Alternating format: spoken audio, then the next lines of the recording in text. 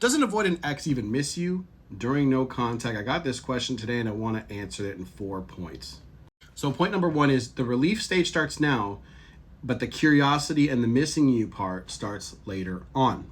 Before I get further into that point though, if you need help with your situation, go to the Stan Store link in bio and book a text or phone call option with me, and we will get your situation dealt with.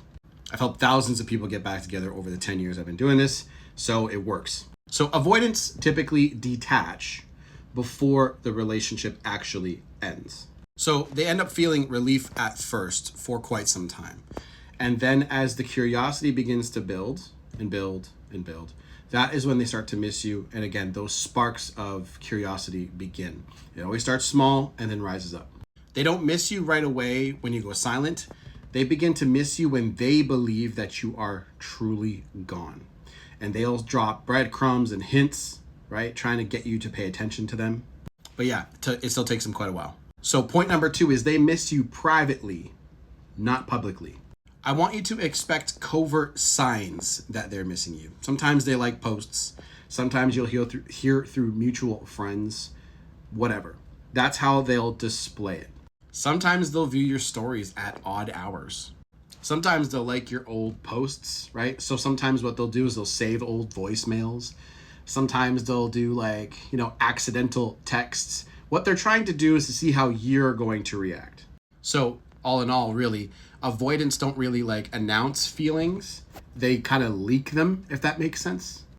Point number 3 is space removes pressure and unlocks that sense of longing. So there's kind of a thing that I say to all my students when I'm coaching them is less pressure, more pull. The less you pressure them, okay, the more it's attractive. And that's exactly what this chart is all about. See, when you rise up to the top of this chart, you are attracting everything to you, whether you realize it or not. And down here, you're going to repel things, whether you realize it or not. So it's very important to understand where your energy is, which is what I got my students to do as well, is to understand letting go. You see, sometimes they actually prefer you not to chase. Sometimes it actually calms their system because they don't feel like they have to engage with you. And what ends up happening in that vacuum is good memories begin to surface. So again, less pressure, more pull. And the last point I want to talk about is how to respond when they do resurface. So first things first, always remember less pressure equals more pull, but I want you to also keep the energy relaxed. Match and mirror them. If you come on too strong, you're going to push them away very quickly. So avoid breakup talks, end chats early, stay consistent with boundaries, stuff like that. That mystery is what's going to pull them back towards you, okay?